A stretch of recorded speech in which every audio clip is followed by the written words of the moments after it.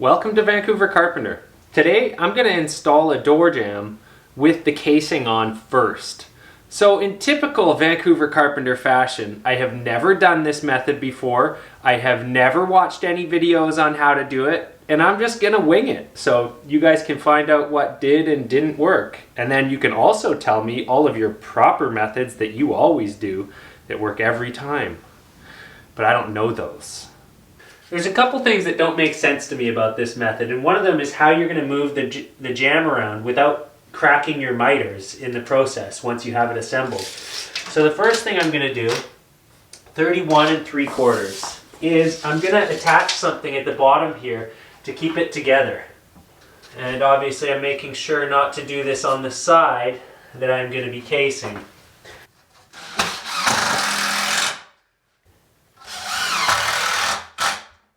And I'm just using a piece of drywall for that. Why not, huh?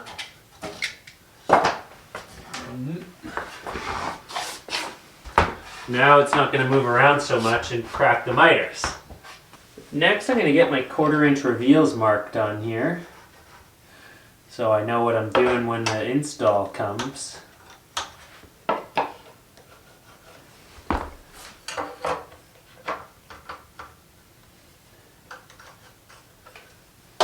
One down in the middle, one at the bottom. Okay, next I need my cut list. And so that's this, 30 1/4 plus a 1/2 inch. 30 3/4 for my header. Measure from the bottom up to that reveal. 81 3/8 plus. 81 3/8 plus. This one should be the exact same. Yep, 81 3/8 plus. So I often will write, whenever I'm writing down my miters and I'm bulking my cuts, I'll write the header in the middle and then the sides on, the respective sides, and that helps me remember it when I'm cutting it.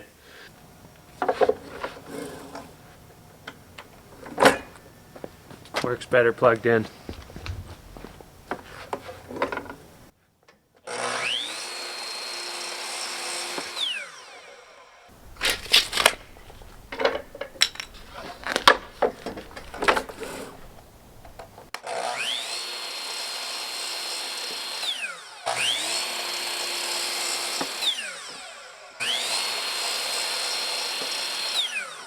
I'm going to be doing the cyanoacrylate glues again. I got one sent to me by a company, Star Bond. So this is the thick one. They sent me like a bunch of different types. We'll check them out someday. But for today, I'm just going to test this stuff out, see how it is.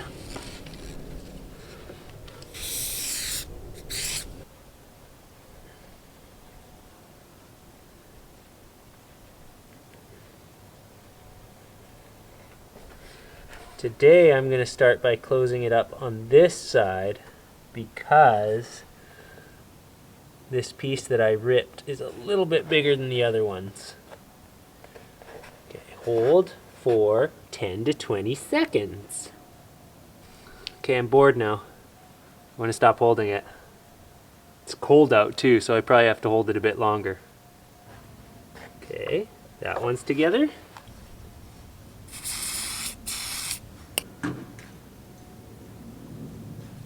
Bottle's hard to squeeze with my dainty hands. Thumbs down for that.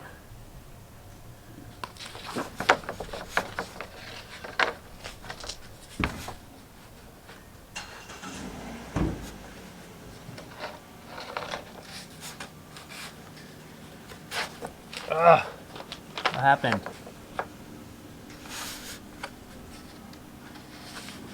Okay, still bonded. Good. All right, let's take this inside. Okay, let's see how this worked.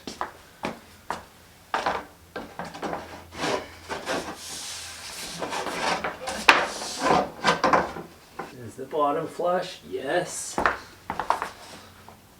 Okay, how about that there? Not bad. How's that look there? Not bad. Let's give it a couple.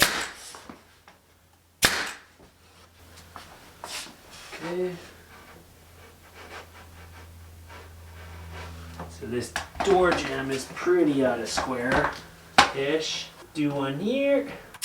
So I'm just assuming that I'm going to be doing the hinge side first, but I have nothing to base that off of.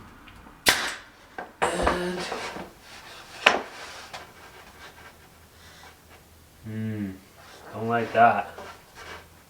Really having to reef on this. Look at that.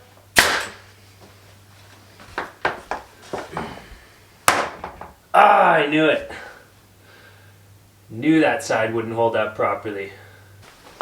Well, we're kind of committed now. All we can really do is double down on this method, I think. Maybe I'll sand that first a little bit to get it tighter.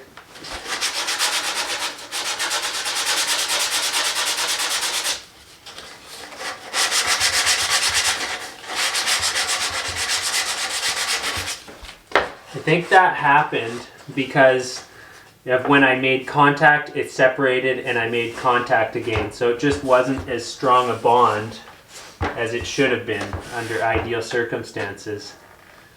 Now supposedly this stuff has a little bit of gap filling properties too.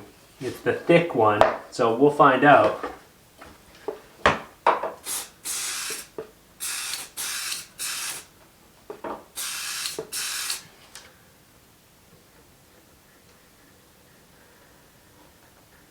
More glue, I guess. Especially in that bottom there.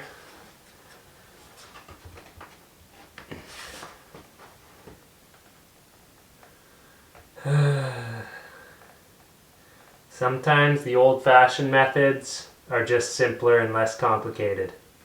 Like, I don't know how much time it's going to take to sit here and hold this together until it's hard.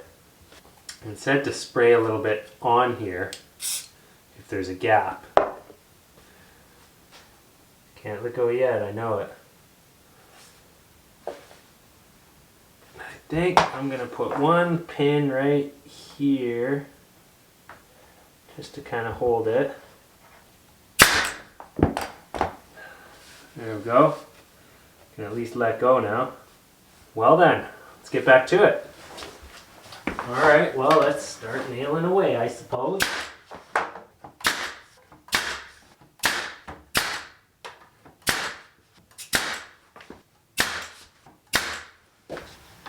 This isn't even going to be the biggest challenge. Now I have to see if I can get it through the doorway without it all cracking again.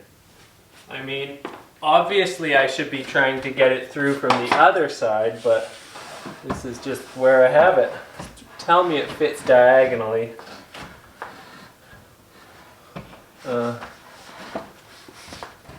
Yep, good stuff. Don't crack. Come on, you're almost there. You're almost there. You're almost there. Got it. And it's maybe not cracked. Okay. We aren't out of the woods at all by a long shot because there is a hidden factor here, guys. This wall is 3/4 of an inch out of plumb, like a crazy amount. So I probably picked the worst door to try this on. But what's the fun in doing something that's perfect and goes smoothly and makes you look like a pro?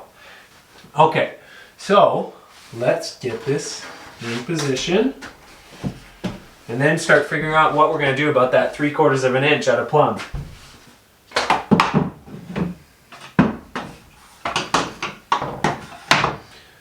So yes, what it would want is it wants the bottom to come out 3/4 of an inch.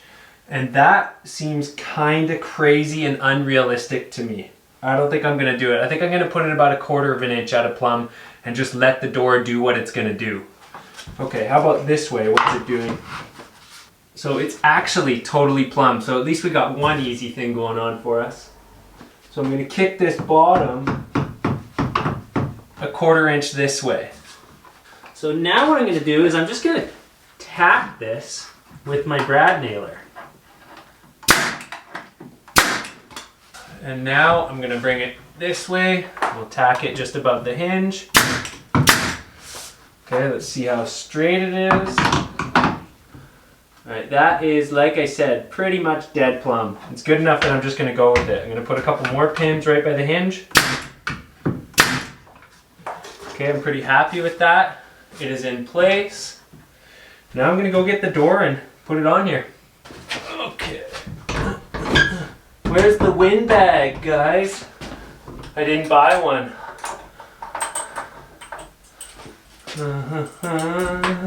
It's just a hollow core door. These are easy peasy.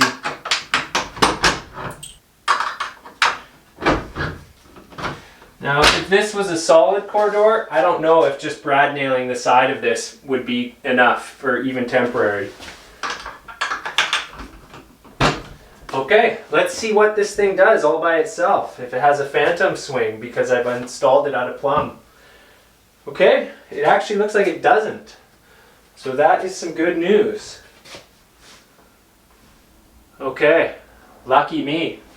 Unlucky me, I need this side to go way down. I wasn't able to totally account for that. So either this side has to go way down or I have to get this side up.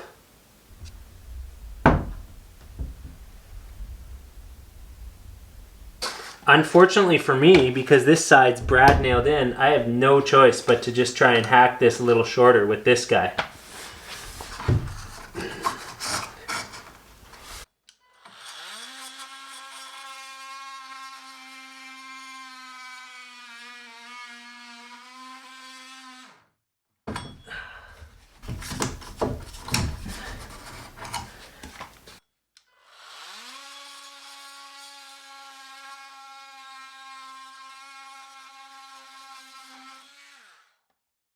Still not good enough. I basically need something like the thickness of this stir stick off of here.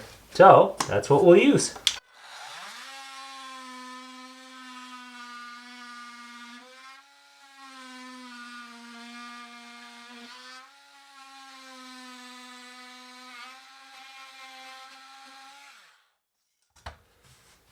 Don't let the hot blade touch this floor.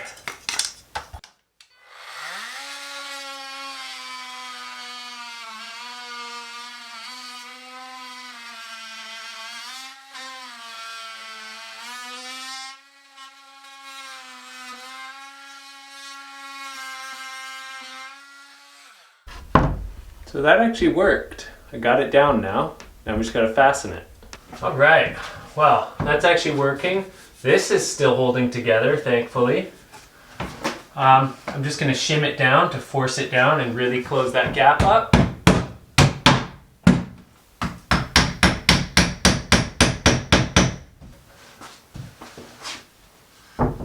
That looks good. I like that. Couple fasteners right here just to make sure it doesn't go anywhere. And right here. And get some more nails. Here's something cool. I can just eyeball this reveal now and see if it's right. Okay, so right about there is where I want it. Pat, pat. And there it is, right where I wanted it without having to shim it. So that's pretty cool. Same with the bottom.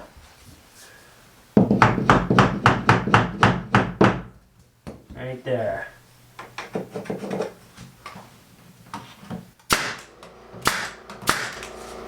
All right. Well, that definitely has some advantages. I could see how you could actually get a really efficient system doing this.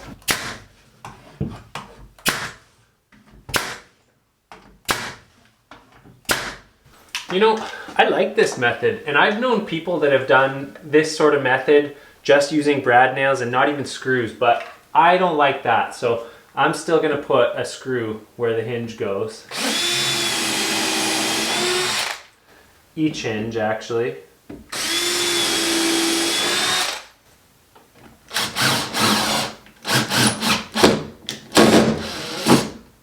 Oops. Be sure to actually point it towards the wood.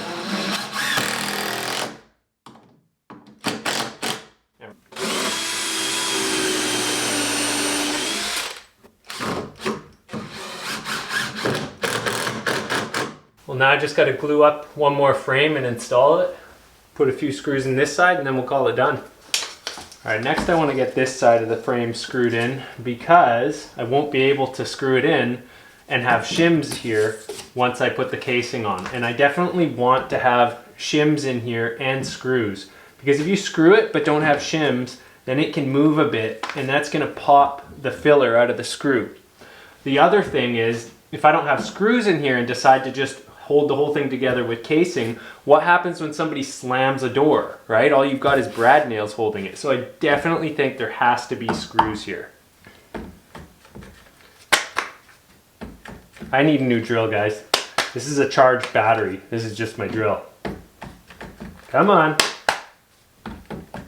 It's lasted a long time. Nope. It's done. It's time to buy a new drill. It finally said, I'm done. Ah!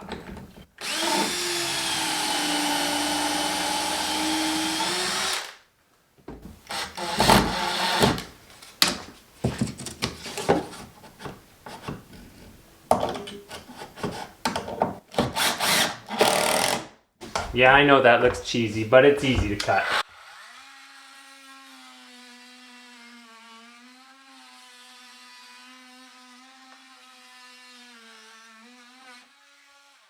When he has one of those. Okay. You know, I actually really like this method of installing casings. It's really effective. It doesn't help when your casings have like a 1/2 inch warp in them, but you know, we'll get that sorted out and get these installed.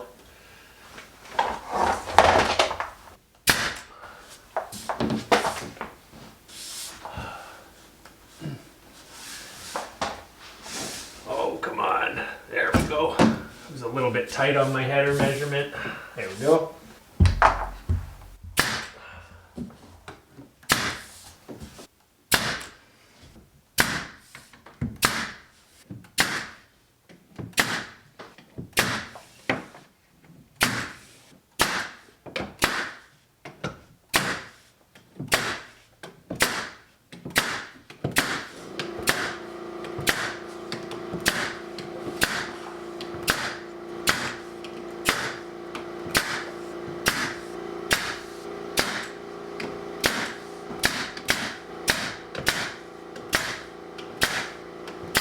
Ah, that's that.